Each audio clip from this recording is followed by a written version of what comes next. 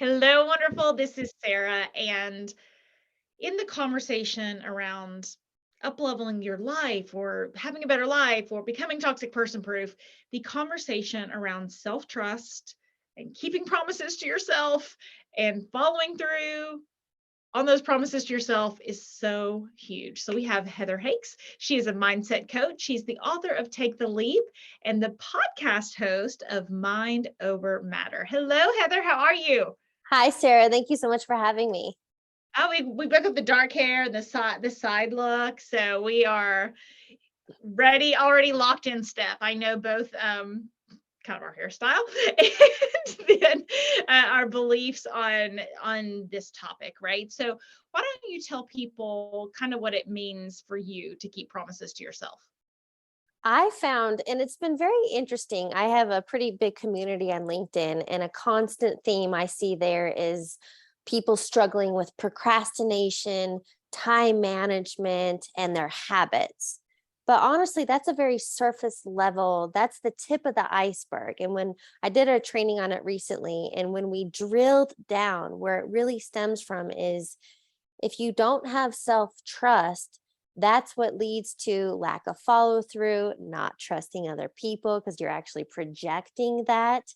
And it takes some humility, it takes accountability, and then deciding you want more for yourself. And, a lot of this is fear based. That's what keeps people stuck in these negative habits and mindset. But it really is. I love going back to Lion King. It's a very simple message when Simba's looking in the pond and Mufasa's in the sky, and he comes down and says, "Remember who you are." And if we remember who we truly are, which is unlimited beings, infinite potential, we would get out of our own way. Mm-hmm, mm-hmm, mm-hmm. Well, you just covered like 20 concepts in my new book. So I'm just like brainstorming right now. Because as I was researching this new book, I found out we made 35,000 decisions a day. And then looking at some of the horrific statistics around procrastination Yeah. and stalling out, and those types of things. And it's interesting. And I know the listeners of this podcast, a lot of them came to me in about toxic relationships. And we don't link the two ideas, right? It's like, okay, I procrastinate, and then I was in a toxic relationship. But if you don't follow through on promises to yourself, you don't notice when people aren't following through on promises to you. Well, I think even in that, I never would blame somebody else. Like, the big thing is, oh, my narcissistic ex. A lot of TikTok is big on that one. TikTok is like such a trash dump. But there's We also good clap. in it. We pause and clap there for. I'm just kidding. Yeah. Every time I go on TikTok, I think my mind, and I have a TikTok because I'm in the social media business. But oh my Yeah. gosh, I just think it's so concerning for humankind. But anyway, okay, Yes. narcissistic TikTok, yes. But my point in that is we can find the good or the bad in anything. It comes down to you. And so again, like you, I'm using TikTok for good to reach people because there is a big reach there. But a lot of people are there in a toxic environment, victimhood, liking attention. And here's what I want to share about toxic relationships. You don't attract what you want, you attract what you are. So if you feel unworthy and unlovable, you can only attract that kind of partner because you don't even love yourself. And I love the earliest teacher I know that was teaching this is Neville Goddard. But it's simply saying that our external reality is a projection of our internal state of being. So rather than trying to change the external, have you ever gone from job to job and still miserable, relationship to relationship, and it's still not working? What is the common denominator? You. And that's why it really is self-compassion and grace and turning the finger back at yourself and realizing, oh, wait a minute. If I change who I am being and how I'm thinking and feeling, the external changes too. And so when we talk about toxic relationships, people will either fall away or they will rise up to your new energy. Mhm, So it's mhm. never a blame game. And two things can be true at the same time, right? It could be, because as I'm listening, I'm thinking like someone's like, oh, but my ex really was terrible. It's like that can be true. And you need to bring a new version of yourself into your next relationship, into your next career. Like both can be true, right? Are you familiar with Peter Crone? What did he He calls write? himself the mind architect. He's a British guy living in LA, but I love Peter Crone. And what he says is, and I truly believe life is a gift, everything is happening for us and through us. But what Peter says is, people and circumstances come into your life to reveal where you're not healed. Mm, And so, again, this, call it a character in your movie, this relationship came in to remind you of those deep rooted subconscious beliefs. I do a lot of work around the subconscious mind, understanding, and I call it pull the weeds and plant new seeds. But just we're not victim. It really is just the need to open up your awareness to realize there is unhealed things and a lot of it's unconscious, and people are just mirroring or showing us where we can grow and evolve.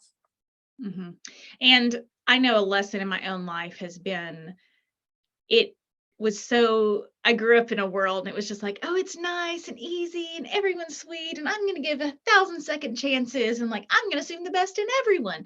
And at the time, I wrote a lot about this in my first book, Becoming Toxic Person Proof. But at the time, I thought I was being nice. I thought that that's what being a good person meant. It's Mm. like, falling in love with potential is me being a good person. So in the lessons that I had to learn in that journey, it was like, I need to be kind and discerning. I Yes. need to be nice and wise. It's not a either or Yeah. context. It's both. Well, and that comes down to boundaries. Here's a perfect example. And now I know why this happened. So we could talk today. Last night I went to a yoga class, and it was the second time I've been with this yoga teacher. In the first class, I thought was horrible. Like, just not confident. The cues were off all over the place. It didn't feel, yoga is supposed to be this mind body connection, this flow and presence.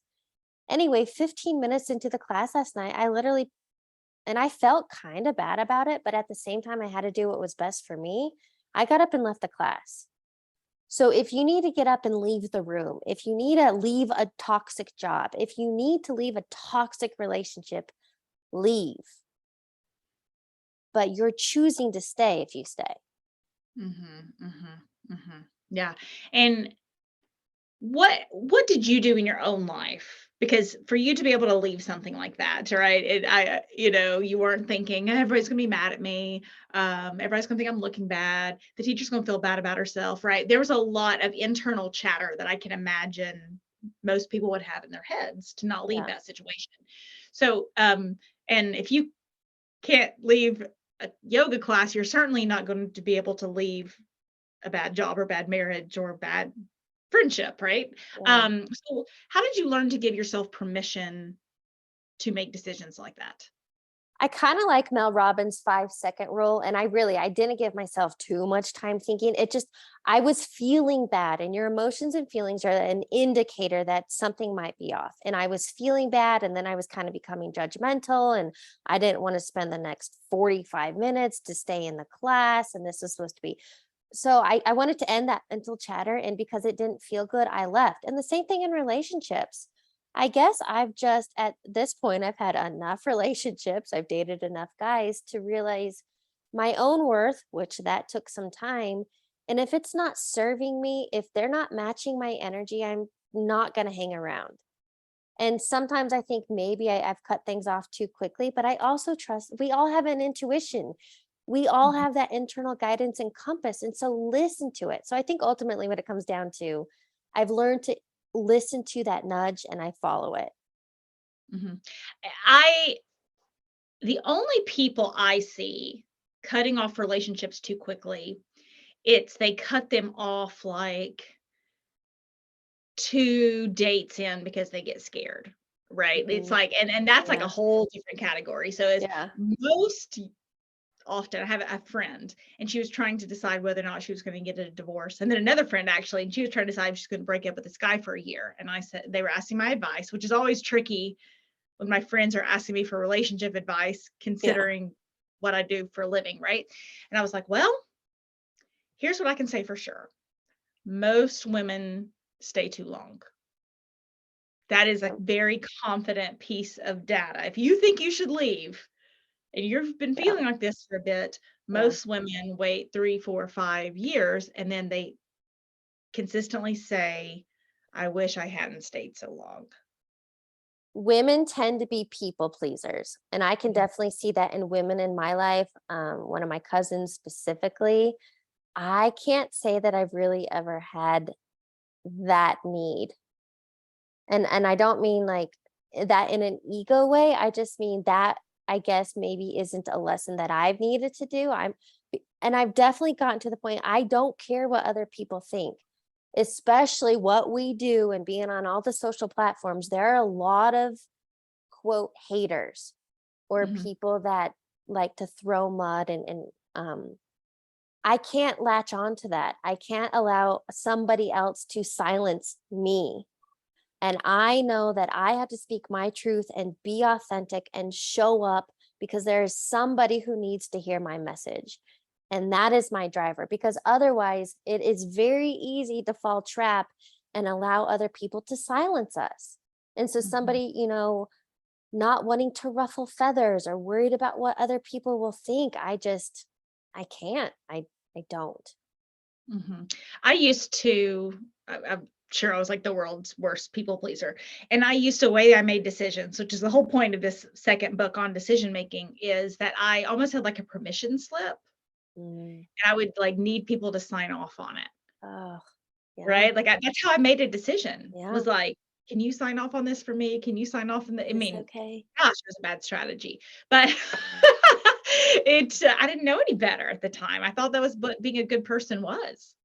But also, you learned that somewhere. And so let's say if it was your mom or somebody in your early childhood of programming and conditioning, that's why there's no fault and there's no judgment.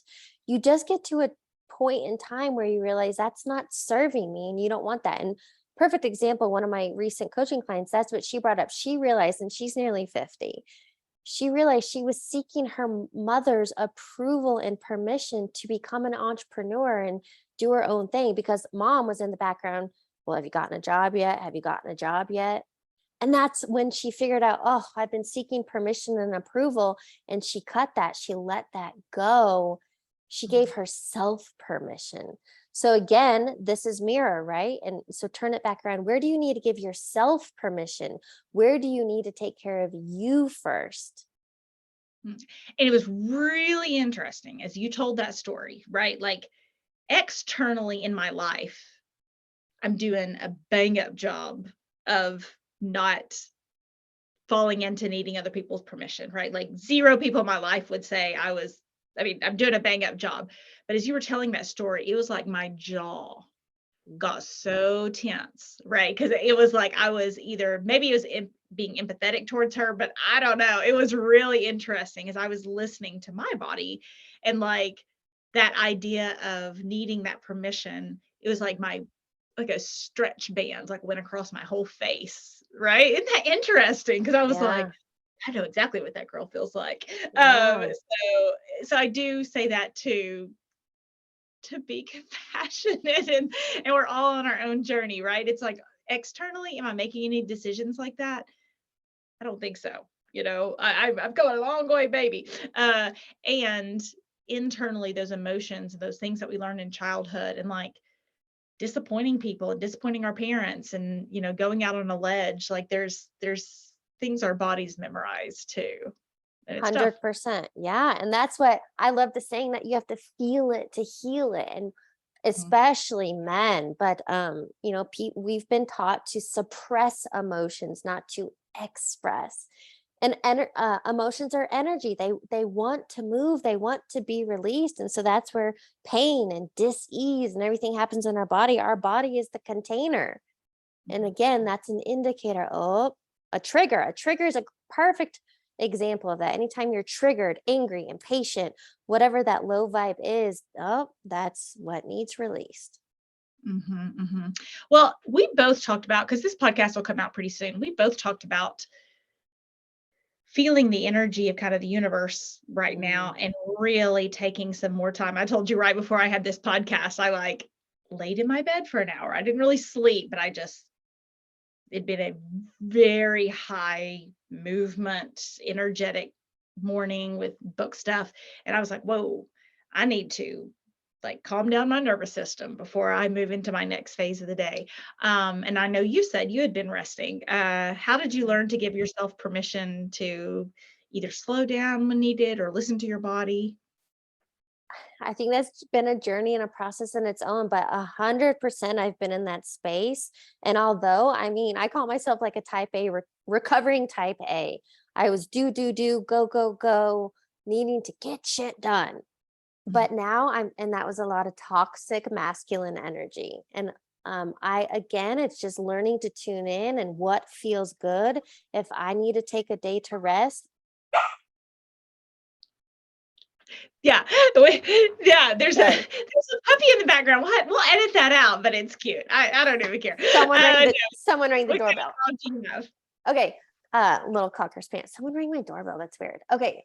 Oh, Anyway, oh yeah, the energy and the feeling, I I guess it is that, right? I give myself permission that I realized if I need to take time to slow down and pause and take a step back, it is not holding me back and it's not that I'm not getting things done.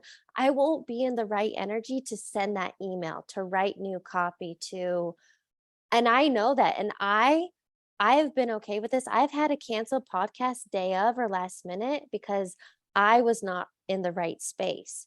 And mhm. most people are very flexible, no worries, we reschedule.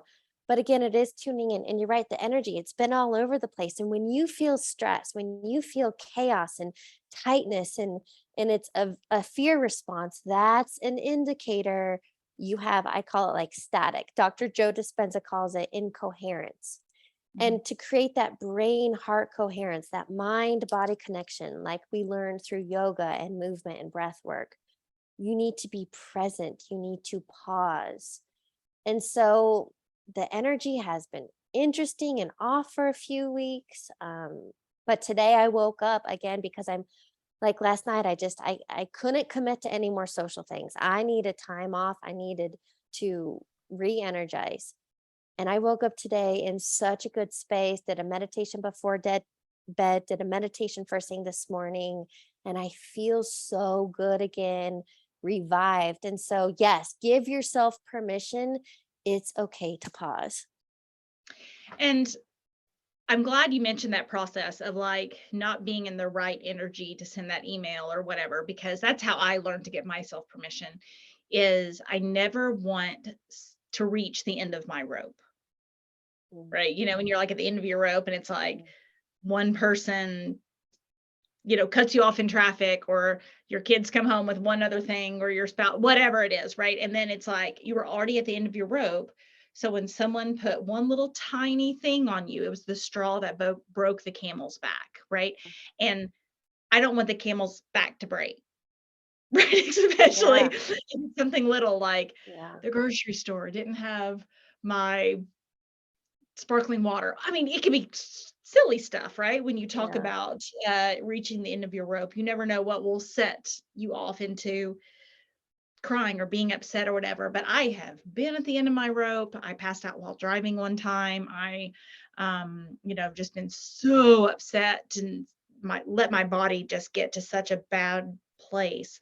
Um, and I know for me personally, I don't want my kids to ever see that version of me. I don't want them to remember, one day we came home and needed something for school and mom had a breakdown because she said she couldn't handle one more thing. Like that's my worst nightmare, Mm. right? And so that's been my motivation to walk out of yoga class or to have that rest or to have this. Is like, man, I remember what it feels like to reach the end of my rope. I can't control everything externally, but I can control my energetic space that I don't get there again. 100%. I would highlight that you can focus on the controllables, and the only thing you can control is you. You can't control traffic, your boss, the government, or anything else. And I think that's what people do, is give their power away and get so stressed out trying. No, the only thing you can focus on is you. And look, we all know, who hasn't been on a flight? What do you do in case of emergency? You have to put on the oxygen mask before helping the person next to you. You can't pour from an empty cup. Mhm, And mhm. women especially, I am not a mom. I have a fur baby, but I'm not a mom. And I know moms have the hardest time with this. Self-care. Self-care is not selfish. It is necessary. And look, you're being an example for your children. So it's okay if mom needs a break. Mom, you are allowed a break. Mhm, mhm. Well, with the book came out yesterday, and there was a real conversation in the car about, like, moms at the top of the pyramid tonight, and that's a normal conversation in our house, like, who's at the top of the pyramid? And, um, what that means is, like, we all a healthy family structure takes turns at the top of the pyramid. Like, a unhealthy family structure, say you have a narcissistic parent, they're always at the top of the pyramid. Everything always revolves around them. Everyone has to walk on eggshells to make sure, which is funny. I don't even use the term narcissist very much at all, but you talked about it because I'm like, oh, everyone's saying everyone's a narcissist, right? But when you have the conversation about, like, hey, if it's your sister's birthday, she's at the top of the pyramid. We all need to respect that. Or maybe my son has a big test before school the next day, and so we have to, like, get home early because he's at the top of the pyramid because he's got a big test the next day, right? And it just creates a healthy family structure. And I think it's really important for moms to take a turn at the top of the pyramid Mm, so that our kids do not grow up to be selfish jerks, yeah. right? Like, it was Yeah. important for my son to see mom's at the top of the pyramid tonight. We got the pizza I liked. The kids didn't complain. It's not their favorite pizza, but I was like, hey guys, my book did really well. I'm excited. I'm celebrating. I'm going to pick up pizza. And they know it's my favorite. And my daughter said, well, because I wanted to eat outside on the porch. And my son said, I don't want to eat outside on the porch. It's hot. And my daughter goes, well, mom did a good job with her book. So we need to do, and it was interesting conversation. But I hope so badly whenever they create their own family structures, they hear that and they recognize it's like, hey, if it's never my turn, I'm never at the top of the pyramid, something's wrong. And if I turn into a selfish person that I'm always at the top of the pyramid, Mm, something's wrong. Like, yeah. relationships are give and take. So thank you for saying I model that for my kids. It's something yesterday that happened that I think my kids are being able to replicate it themselves. Like, right. So when I said, hey, let's eat on the porch, Yeah. my daughter said, yes, because it's your day. Yes. Right. 100%. I love that. I've never heard that, but I mean, it's give and take and Mhm. putting other people, but it's okay to be quote spotlight too. Yeah. It's, I don't think about it as self care anymore. I think about it as self responsibility. Like, for Mm, me to have my full, and I don't want to put more on women. That's not what I'm trying to do. I'm trying to, like, be a voice against that short circuit of, like, you're being selfish for taking care of yourself, right? So I'm not putting more responsibility. I'm saying I consider it my self responsibility to yeah. teach my kids that sometimes it's my day. Yeah. Sometimes it's my turn. I feel like it is my self responsibility as a mother for my children to see that mothers are people too. Yes. Yes. Well said. Thank you, thank you. Yeah, it's because you said that about TikTok, right? So I had to, like, come back and, like, oh, oh, Yes. I know we align on so much, Heather. Oh, so much. Any last thoughts on keeping that self promise to yourself, or any hacks about making it easier to do so, to give yourself permission to keep that self integrity, to keep those promises, to um, carve out that space for you? Any other hacks or tricks you want to share? The biggest thing that I'm a proponent of, and I like scream from the rooftops, is that you are the creator of your reality. And it's so important to be mindful and intentional. That's why whether you do a morning routine, and it's not that there's not enough time in the day, it's what are you prioritizing?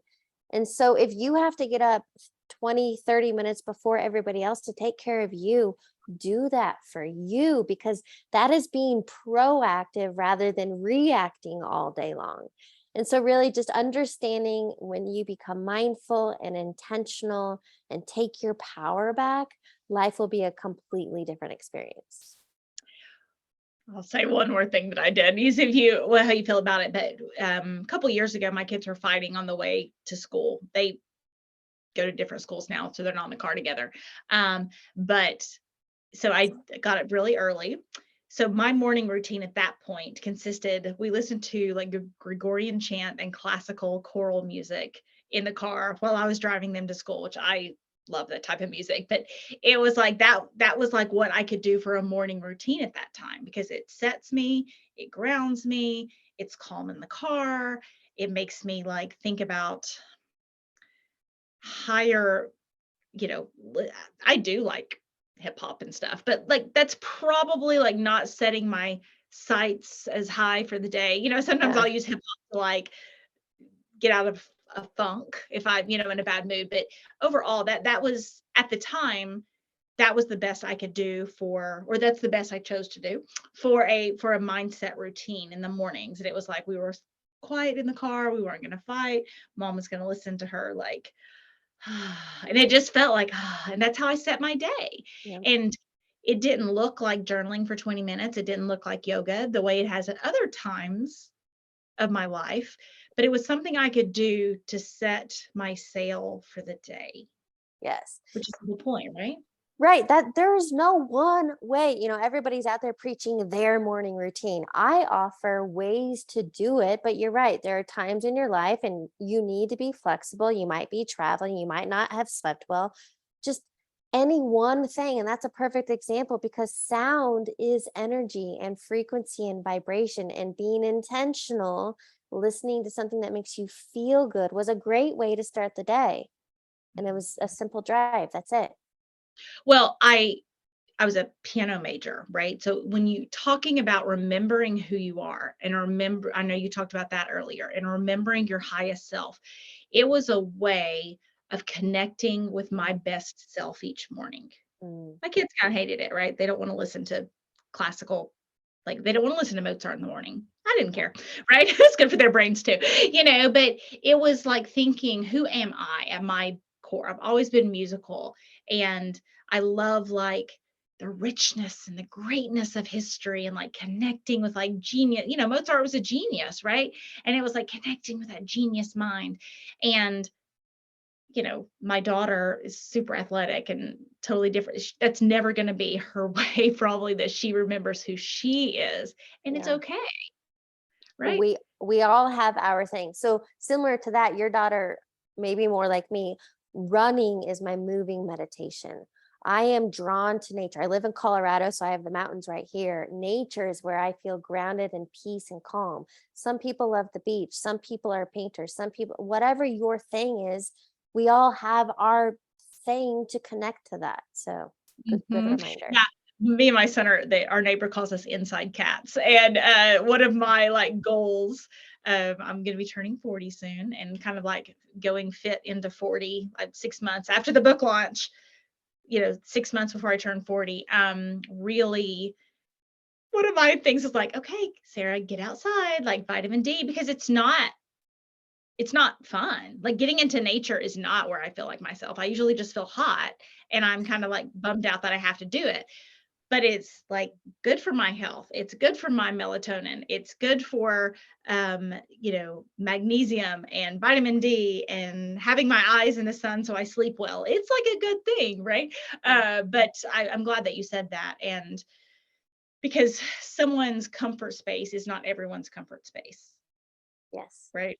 And Yep. sometimes we do things to feel like who we are, and sometimes we do things like going outside because it's good for us, whether or not it's our favorite thing, and Yeah. both can be true.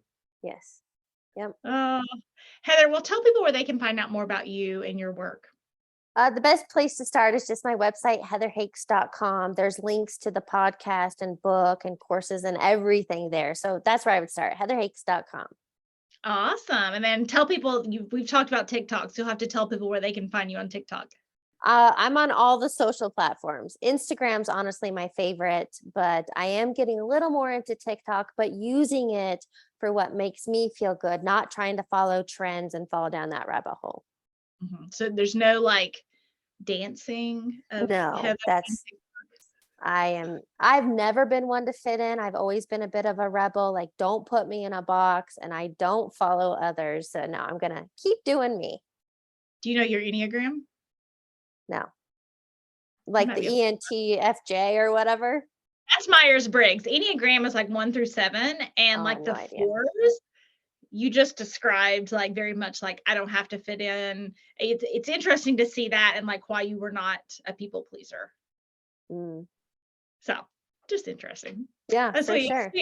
go through this discovery of our lives and ourselves. So awesome. Heather, thank you for coming. I'm excited to be on your podcast, Mind Over Matter. So if you're a podcast listener, please check out Heather's podcast, Mind Over Matter. And Heather, thank you so much for helping us learn to love ourselves, keep our own self promises, and so we can protect ourselves in every way and learn to become a little more toxic person proof. Thank you so much.